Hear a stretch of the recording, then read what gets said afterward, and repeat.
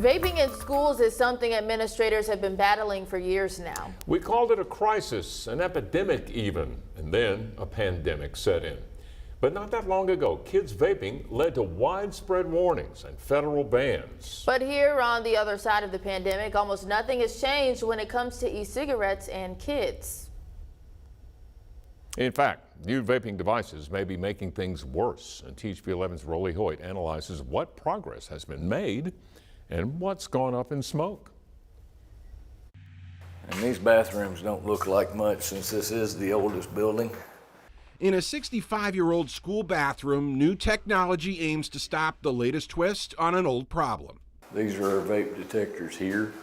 In recent years, smoking in the boys' room has gone in an entirely new direction for Jamie Savall, the assistant principal of Jessieville's upper classes. We're playing catch up all the time and trying to catch up to, the trends that are happening. And the trends that are happening in many schools? Increasing numbers of kids taking up and getting hooked on vaping, according to the CDC. It's happening despite concerted efforts to nip it in the bud, largely by going after Juul, the company whose discreet, rechargeable cartridges and changeable flavor and nicotine packs spurred the federal government to action.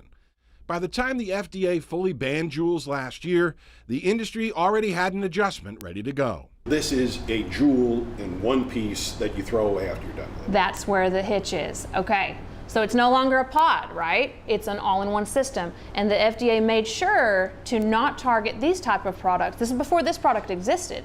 Scout Stubbs, owner of Drippers Vape Shops, explains the difference from the now restricted Juuls and the wide-open world of disposable vapes. This is what took off because it is easy to use, it's flavorful, and it's high in nicotine. And take off they have.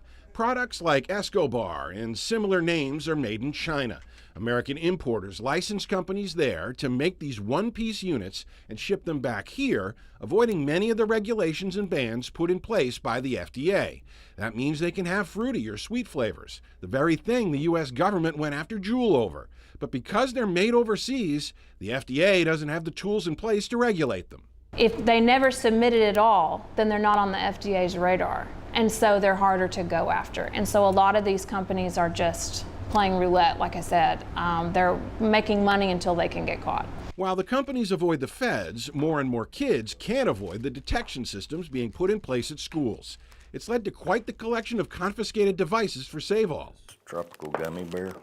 Jessieville isn't alone in catching more and more kids sneaking a vape on school property. Savall estimates his district, with about 800 students from pre-K to seniors, caught about 3 dozen kids last year alone. Down the road in Hot Springs, discipline for vaping in their junior high school shows an alarming spike. After 2 years with 19 students caught each year, officials disciplined 87 7th, 8th, and 9th graders last year for vaping, all since the so-called Juul ban. There are vapes out there that are almost comparable to the Juul right now. So just by going after the Juul, they haven't stopped anything. The FDA has sent about 1,000 warning letters to shops selling Escobars and similar brands. One shop in Arkansas received one, but Stubbs says she gets letters all the time from regulators. She says even if the government took more action on the companies or vilified retailers like her, it won't stop an age-old problem. Kids want to be adults, and they're going to get into trouble. Just like you get beer when you were in high school from your older brother, your friend in high school that's old enough, or even some parents. I've seen that happen. So it's usually a straw buyer. With her livelihood on the line and a self-professed drive to encourage vaping to help adults quit smoking, Stubbs finds herself lashing out at those adults while reluctantly stocking her shelves with the products. She points to some silver linings in the numbers. A CDC study shows tobacco use is historically low, and the percentage of kids getting addicted is smaller than the days when rock bands extolled smoking in the restroom. I know I'm making a lot of parallels between those two, but I see a lot of parallels between these two. Kids aren't supposed to do it. They do it anyway. How do we address that? For school leaders like Savall, addressing it goes beyond just banning vaping on campus.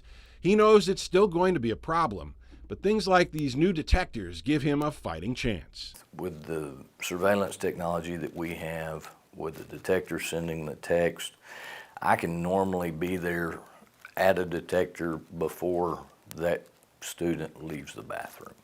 So most of the time we're right on the spot. In Jesseville, Rolly Hoyt, THV 11 News.